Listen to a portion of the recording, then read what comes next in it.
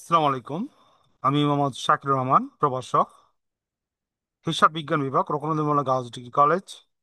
আজকে আমার ইউটিউব চ্যানেলের ক্লাসের সাবজেক্ট হচ্ছে উচ্চ মাধ্যমিক হিসাব বিজ্ঞান প্রথম পত্র, হিসাব বিজ্ঞান 2025 সালের বোর্ড কোশ্চেন 4 নম্বর। আজকে আমরা সলিউশন করতে যাচ্ছি। তো প্রথমে আমরা কোশ্চেনটা ডিসপ্লেতে শো করি, কোশ্চেনটা একটু পড়ি। 4, জনাব প্রবাল একজন ব্যবসায়ী। 2024 সালের জুন 30 তারিখে ব্যাংক সমন্বয় বিবরণী ব্যাংক জমাতিরিক্ত উত্তোলন পরিমাণ ছিল 11,500 টাকা, যা নগদান বই ও ব্যাংক বিবরণীর তুলনা করে নিম্নোক্ত কর্মীগুলো চিহ্নিত করা হলো। এক, পাওনাদার বরাবর মোট 55,000 টাকার 5টি চেক, মোট 4,300 টাকার 3টি চেক পরিশোধ করা হয়েছে। 30 তারিখের মধ্যে ব্যাংকে উপস্থাপন করা হয়েছে। তার মানে বাকি অ্যামাউন্টটা কি করা হয় নাই? ব্যাংকে উপস্থাপন করা হয় নাই। 5,000 টাকা প্রাপ্য চেক, 4,900 টাকা ব্যাংক বাট্টা করো, যা নগদান বইতে পূর্ণ লিপিবদ্ধ করা হয়েছে। নগদান বইতে পূর্ণ লিপিবদ্ধ করা হয়েছে। ব্যাংক 4,000 টাকা ব্যাংক কর্তৃক মঞ্জুরির সুদ, 800 টাকা নগদান বই লিপিবদ্ধ হয়নি। 4, দেনাদার কর্তৃক সরাসরি ব্যাংকে জমা দান 2,000 টাকা, নগদান বইতে হিসাবভুক্ত হয়নি। 5, ঋণের কিস্তি বাবদ 6,600 টাকা পরিশোধ করা হয়নি, পরিশোধ হয়েছে, যা নগদানভুক্ত হয়নি, নগদ অন্তর্ভুক্তি করতে হইব। কত বলছে? প্রথমে বকেয়া চেকের পরিমাণ নির্ণয় করো। বকেয়া চেক বলতে এখানে বোঝা যাচ্ছে যেই চেকটা এখন পর্যন্ত কি করা হয় না, ব্যাংক উপস্থাপন করা হয় নাই, ওই চেকটা হইলে কি আমার বকেয়া চেক। এবং বলছে উপরোক্ত তথ্যের ভিত্তিতে একক জের পদ্ধতিতে ব্যাংক সমন্বয় বিবরণ কি করে তৈরি করে, একক জের পদ্ধতিতে ব্যাংক সমন্বয় বিবরণ তৈরি করতে বলছে। এবং শেষে বলছে যে সকল লেনদেন নগদান বইতে লেখা হয়নি সেগুলোর জন্য কি করে জাবেদা দাখিলা দেখা। তো আমরা সরাসরি বোর্ডে চলে যেতেছি।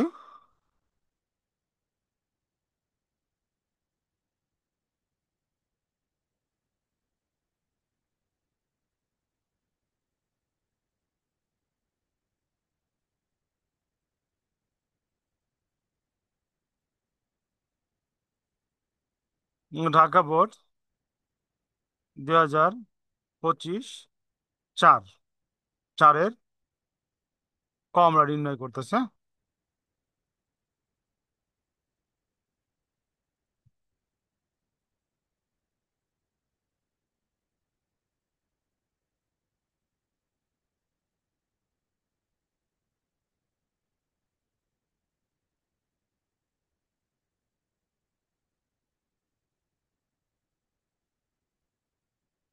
বকেয়া চেকের পরিমাণ নির্ণয়।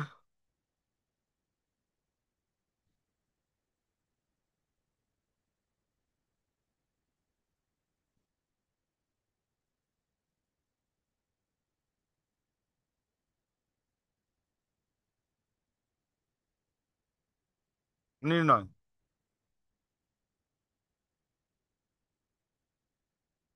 বিবরণ টাকা, পাওনাদার বরাবর মোট ইস্যু,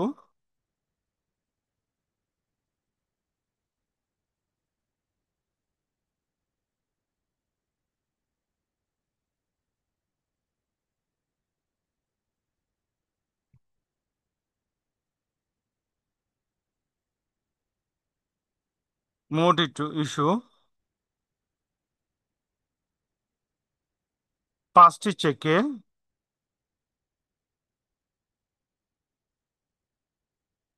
55,000 টাকা, বাদ বাদ এখান থেকে 3টি চেক 40,300 উপস্থাপন হয়েছে, বাদ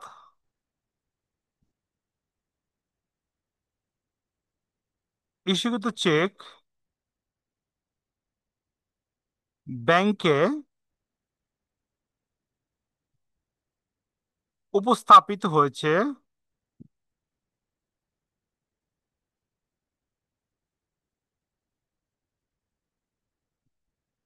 ওই একই লাইনে দেওয়া আছে 40,300 টাকা। তার মানে বাকি রয়েছে আমার 14,700 700 টাকা চেকের টাকা পরিশোধ। এটাই মূলত পক্ষে হইলো আমার বকেয়া চেক। বকেয়া চেক। ওকে, এখন আমরা চলে যেতেছি আমাদের সেকেন্ড রিকোয়ারমেন্ট। আমাদের সেকেন্ড রিকোয়ারমেন্ট হইতেছে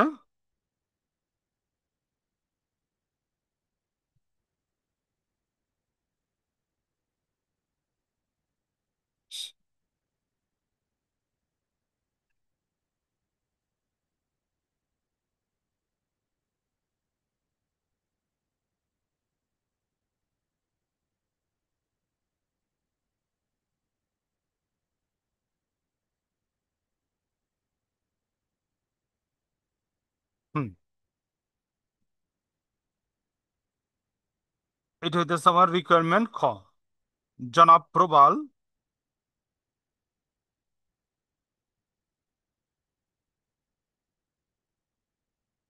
প্রবাল ব্যাংক সমন্বয় বিবরণী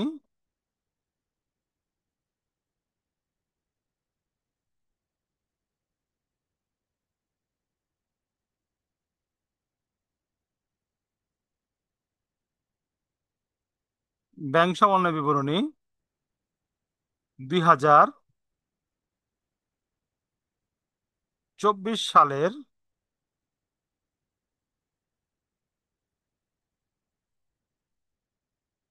30শে জুন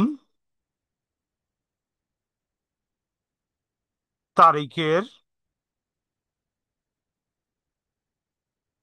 প্রস্তুতকৃত প্রস্তুতকৃত বিবরণ টাকা টাকা। ওকে, তো আমরা অঙ্কটা উম, শুরু করি।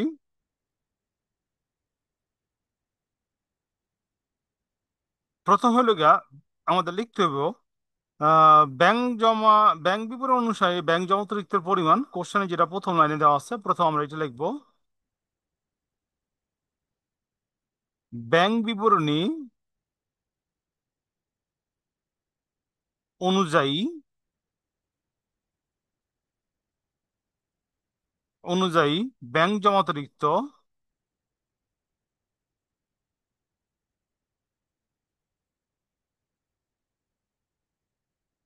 হুম ব্যাংক জমা অতিরিক্ত টাকা হইল গিয়ে আমার দেওয়া আছে 11,500 টাকা। 11,500। এইটার সাথে আমি যোগ দেব, যোগ, প্রথম যোগ দিব পানাদারে ইস্যুকৃত চেক পরিশোধিত হয়নি।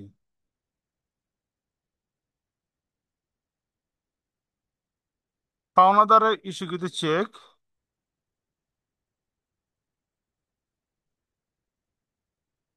চেক পরিশোধিত হয়নি।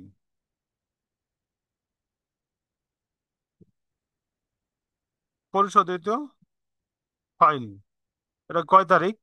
1 তারিখের লেনদেন। টাকাটা হইব আমার 55,000 টাকা।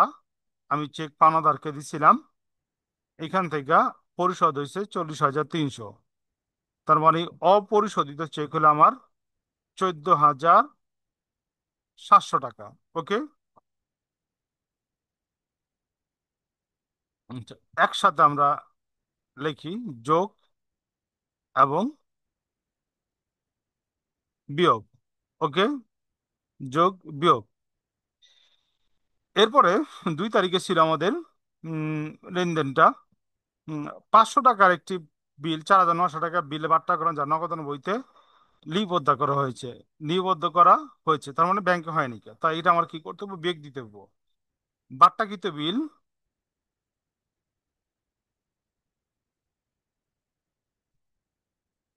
বাট্টাকৃত বিল বেশি লেখা হয়েছে 50,000 বিয়োগ 4,900। এটা হলো আমার 2 তারিখে কত টাকা? 100 টাকা। ওকে। এরপর তারিখ ছিল আমার 3 তারিখ। ব্যাংক সুদ মঞ্জুর করলো, যেটা আমরা লিখি নাই, এটা অন্তর্ভুক্ত করবো। ব্যাংক সুদ, ব্যাংক সুদ মঞ্জুর।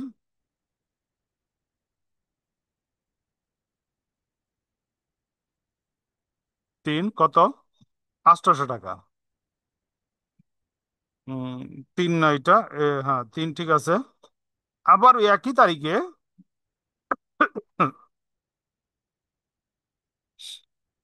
আবার ওই একই তারিখে বলছে ব্যাংক সুদ চার্জ করলো। তো আমরা লিখি, বিয়োগ হবে এটা, ব্যাংক চার্জ। ব্যাংক চার্জ যা নগদানভুক্ত হয়নি,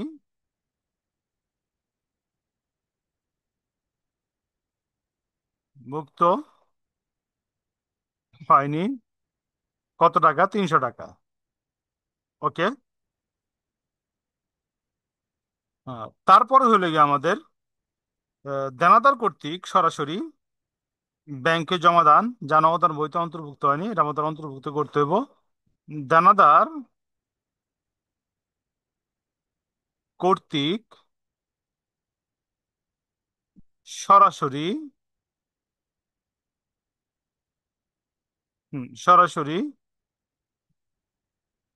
জমা যা নগদান ভুক্তি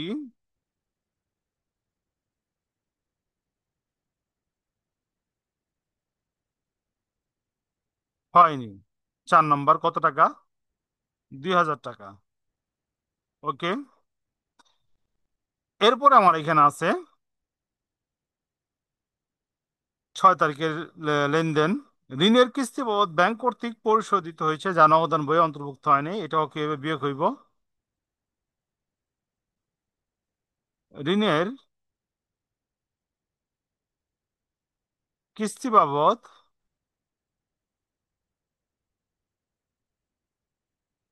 ব্যাংক কর্তৃক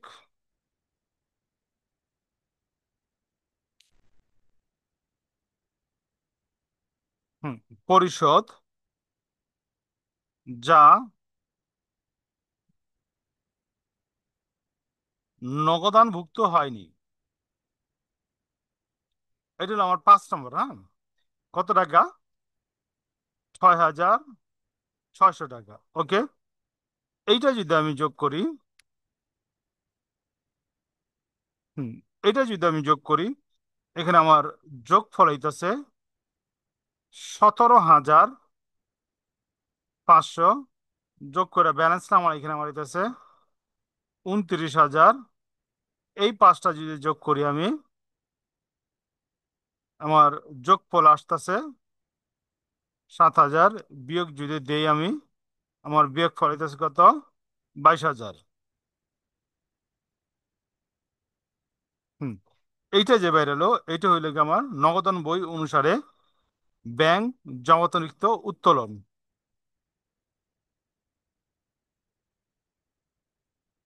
নগদান বই অনুসারে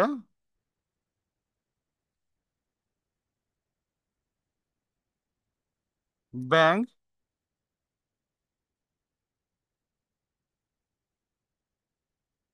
জমাতিরিক্ত উত্তোলন। তো এখানে আমরা একটু বুঝি। এইখানে আমাদের ব্যাংক জমাতিরিক্ত উত্তোলন হলে গিয়ে 2,900, সবকিছু অ্যাডজাস্ট করার পর বৃদ্ধি পাইছে, এবং বিয়োগ করার ফল হয়েছে আমার কত? 22,000। তার মানে কি, নগদান বই অনুসারে বর্তমানে ব্যাংক সমন্বয় বিবরণীর অবস্থান হইল গিয়া ব্যাংক জমাতিরিক্তর ব্যালেন্সটা দেখাইতেছে। ওকে, চলে গেলাম খতে। আমাদের পর পরবর্তী করণীয় হলো গিয়ে জাবেদা দাখিলে চাইছে। তো আমরা জাবেদা দাখিলে দেখাইবো। জাবেদার ঘর কাটি সাথে সাথে।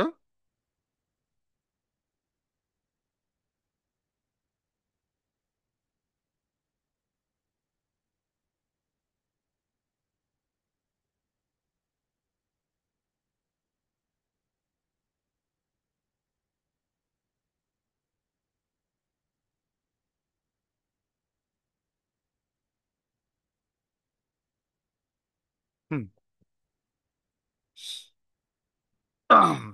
আমরা লিখি জনাব প্রবাল,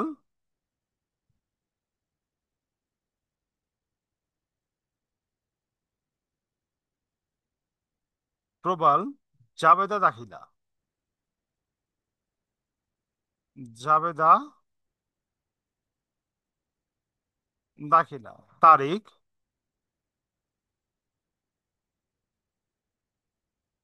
হিসাবের নাম ও ব্যাখ্যা,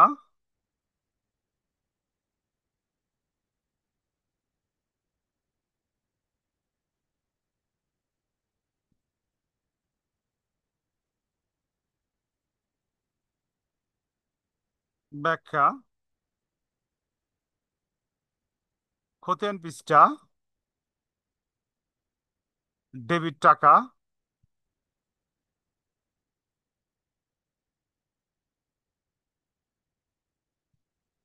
ক্রেডিট টাকা,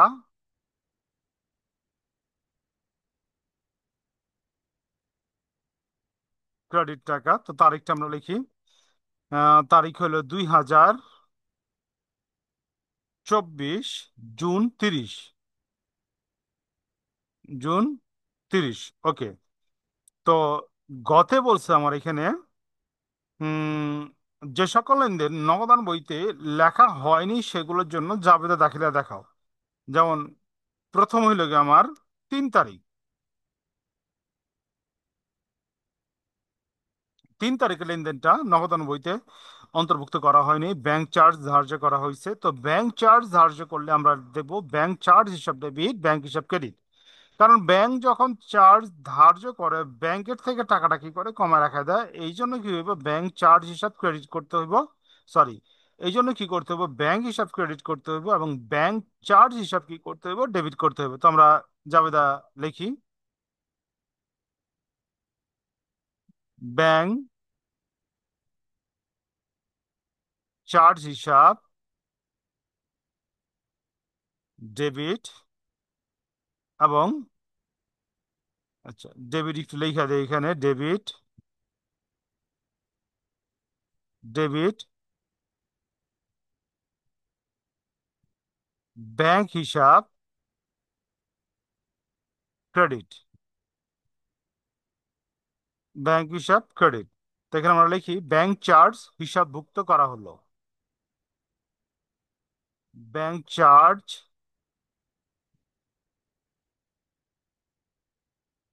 হিসাবভুক্ত করা হলো। ওকে।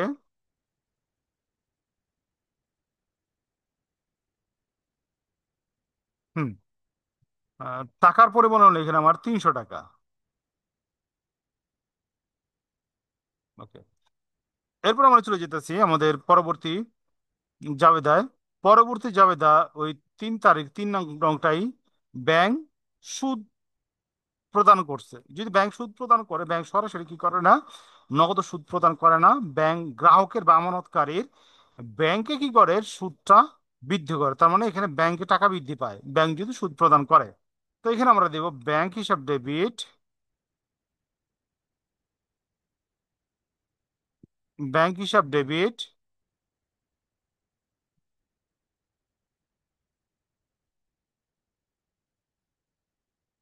ব্যাংক সুদ হিসাব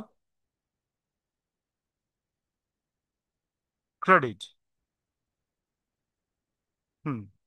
এখানে টাকা হলে আমার কত, 800 টাকা, 800 টাকা। তো আমরা কারণে লিখি ব্যাংক সুদ হিসাবভুক্ত হলো,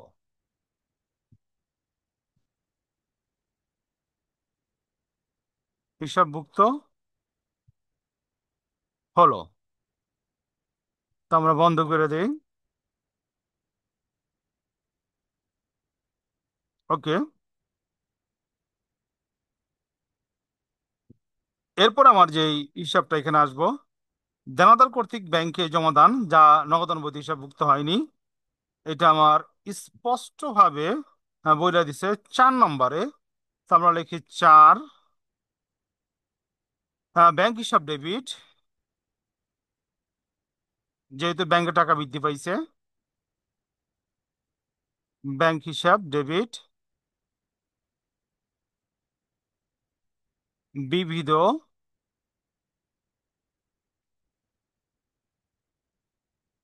দেনাদার হিসাব ক্রেডিট। হুম। কত টাকা? 2,000 টাকা। ওকে, এখানে আমরা কারণে দেখব দেনাদার কর্তৃক ব্যাংকে জমা দান।